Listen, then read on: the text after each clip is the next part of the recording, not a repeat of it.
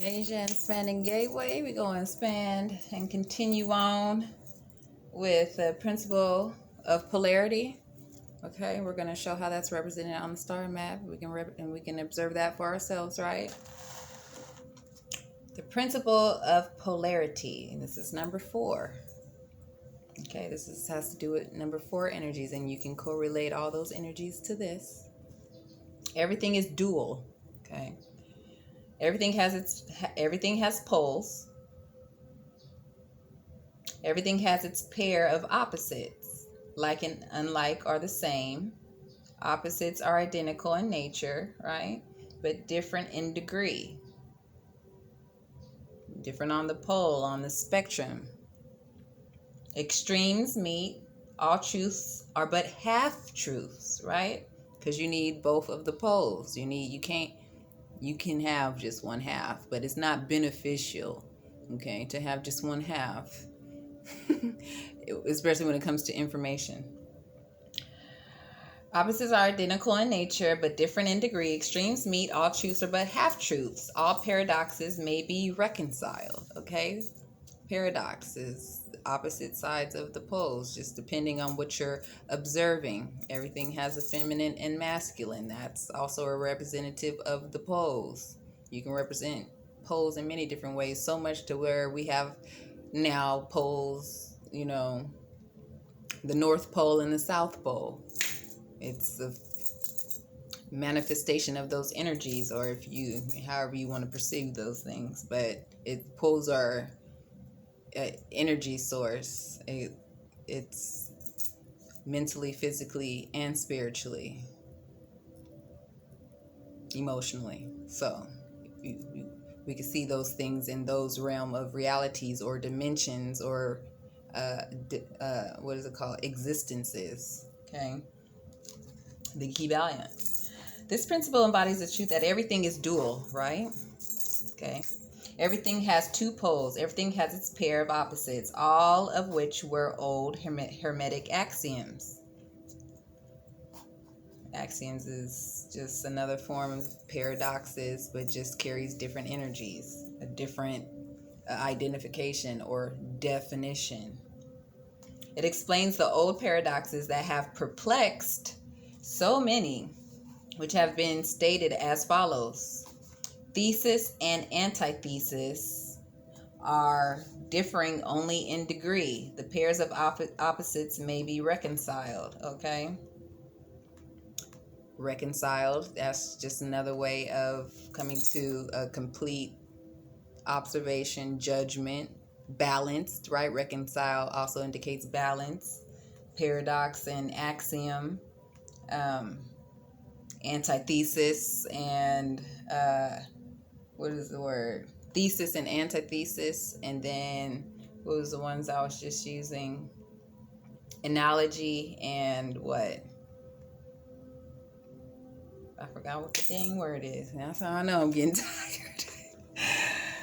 You know what I mean. That's the two different poles. And, there's a spectrum in between there. In the dark, that's the spirit.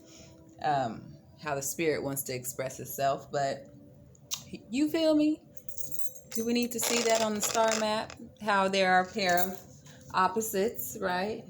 We can see Sagittarius and Gemini, which is the North Pole, the North Node, South Node.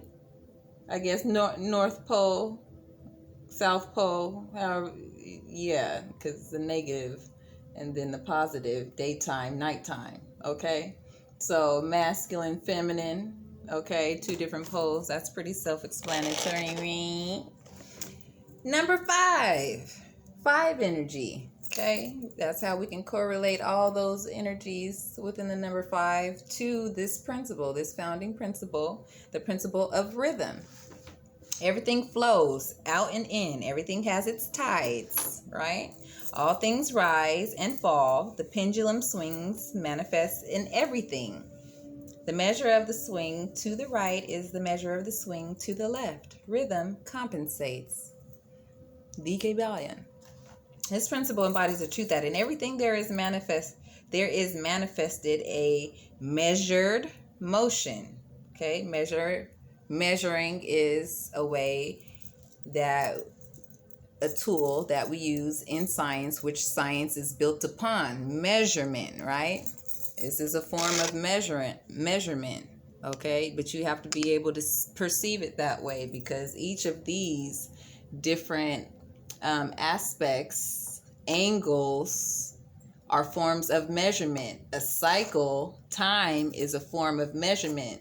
There's many different forms of measurement that we use every day. Forgot where I was. Okay. So let's see. Tides like ebb and flow, high tide and low tide, right? That's governed by the moon, right? And then the sun, because there's times when there's high tide and then low tide, and are being able to perceive these things through light. Okay.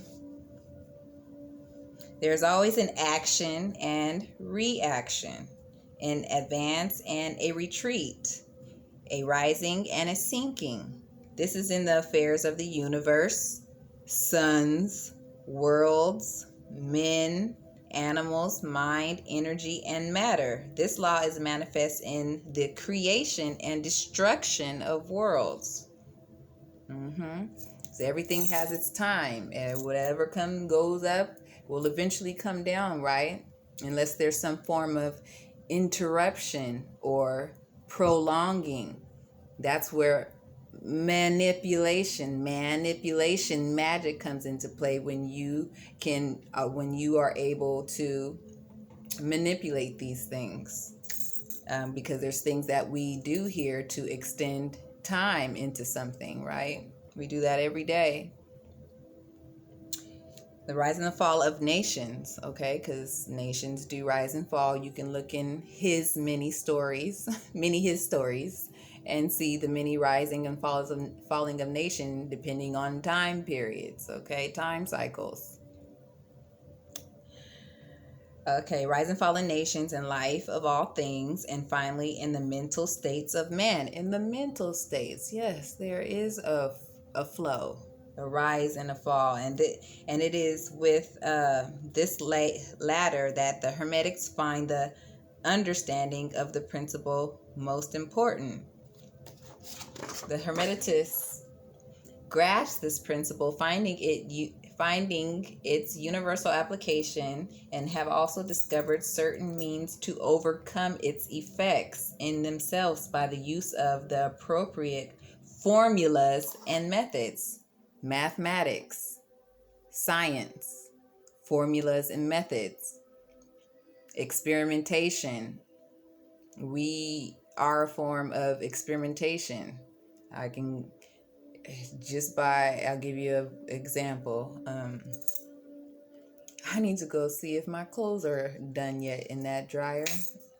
That's a form of experimentation, because it's an uncertainty.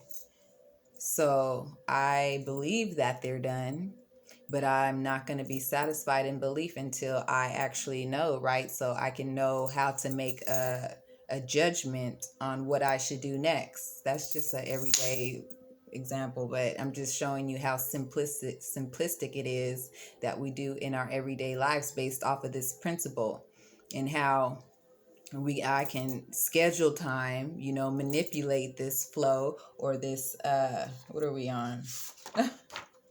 Rhythm of the time of starting and finishing, right? That's a flow. And I can even prolong based off of my judgment if my stuff is not dry in the dryer. Okay? She tired. But anyways, I'm almost done. I'm almost done for the night, so I ain't tripping.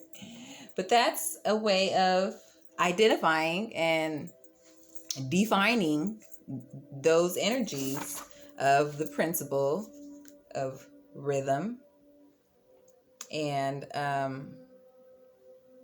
energy 5. which also you can go into detail with that with the fifth house energies and Leo, the constellation of Leo.